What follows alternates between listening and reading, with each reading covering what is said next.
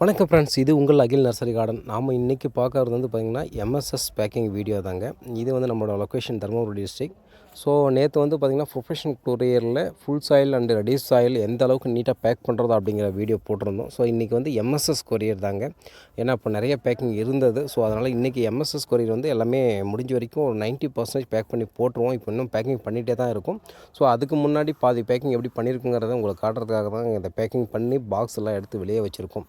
நல்லா ஹெல்த்தியான பிளான்ட்டை தான் செலக்ட் பண்ணி அவங்கவுங்க ஆர்டருக்கு வைஸாக எடுத்து வச்சு ஸோ அவங்களுக்காக நீட்டாக பேக் பண்ணி இந்த மாதிரி வச்சுருக்கோம்.